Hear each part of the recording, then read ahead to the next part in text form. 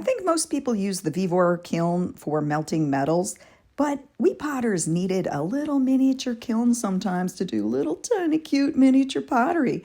So I got one, and there really weren't any instructions out there for how to run the kiln, so I created my own guide. But this video is specifically for people that want to fire to cone 04. Pottery cones are like baking cookies. You need both a amount of time to keep it in the oven and a temperature to keep it at. Now, if you lowered the temperature, the time would take longer, and you might get different results. Low-cooked meat might be more tender. Pottery cones are sort of like the same thing. There are pyrometric cones that you can run in your kiln to test your time and temperature. When the perfect time and temperature has reached for that cone will bend over, and its very tip will touch the kiln shelf. That's not exactly what the picture shows, but that's how it works for me. My little clay pots have underglaze on them, but it's not going to transfer to the other pots, so it really doesn't matter if they touch. Unless you're using black underglaze, and then I would be a little more cautious because I have noticed that the black underglaze can stick to things.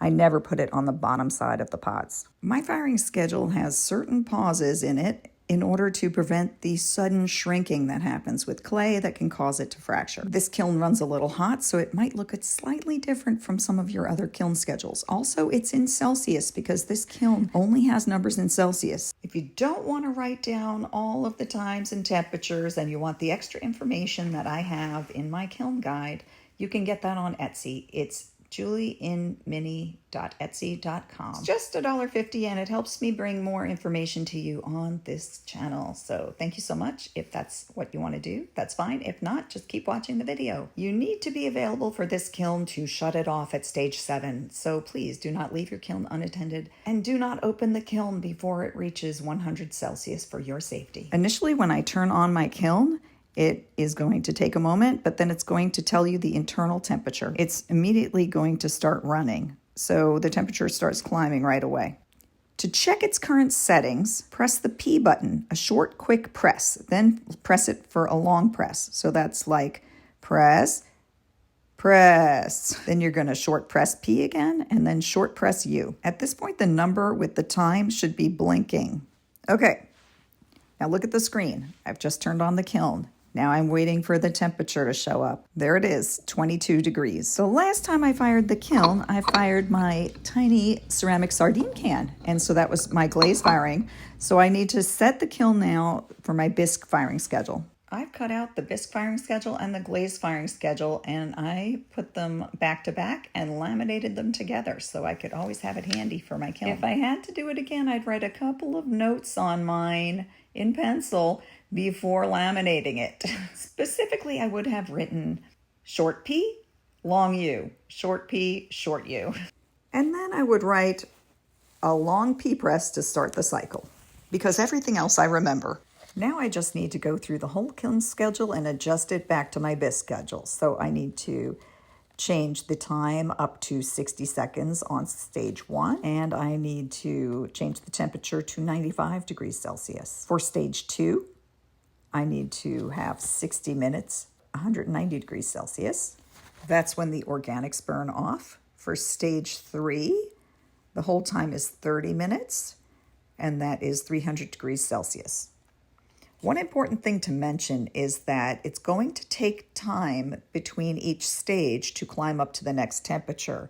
So if you add up all the times in the kiln schedule, you're not going to come up with the same amount of time as it takes the kiln to run. So my kiln takes about 4.5 hours to run a schedule. So at about 4-hour mark, I make sure I'm very frequently going back and checking how many more minutes that last stage is going to take so I can shut it off right when it's finished and not waste energy and not risk running it back through another cycle again. Stage 4 is 20 minutes at 573 degrees Celsius. Stage 5 is 15 minutes at 900 degrees Celsius. And the whole time for stage 6 is 15 minutes at 1042 degrees Celsius. As you can see, it's on my schedule. It says that chemical water leaves the clay. I think it means chemically locked water that's still trapped in the clay molecules is coming loose at stage 3. That's why I chose that temperature. And at stage 4, a quartz inversion happens. You want to go slow during that, and that has to do with the expansion of the clay. Now at stage 6, you've reached your cone temperature. Right at the end of stage 6, you can shut off your kiln. Do not immediately open your kiln. Your pottery will shatter. So wait till it's down to 100 degrees Celsius. You plug it in and wait for the temperature to come up. If it's 100 degrees Celsius or lower, you can go ahead and open your kiln. But at that stage, your pottery might be still too hot to touch. But in this video, you were looking at the next morning. So I did not run this overnight. I shut it off about 7 p.m. and the next morning I came in and opened the kiln. Also, as you can see, I am running this in my bathroom on a ceramic tiled floor because it's not flammable. Only you can prevent forest fires. I know you all are geniuses and would never put a kiln on top of anything flammable, right? Everybody here is too smart to leave a kiln unattended. But every once in a while, I get worried about the gene pool and... Okay.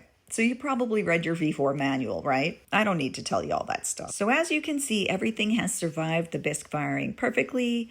The colors look adorable, and now I need to take it out to my tiny pottery shed and put a clear glaze coat on it and run it using my glaze schedule. Now, if you're new to pottery and you snuck in here and watched this whole video and you don't know where to start with the rest of pottery, like what clay to choose, what glazes to use, how to do pottery like I do pottery, what type of equipment I have purchased. I have this guide that I sell on Etsy called A Guide to Making Miniature Pottery or something like that. A beginner's guide to making miniature pottery.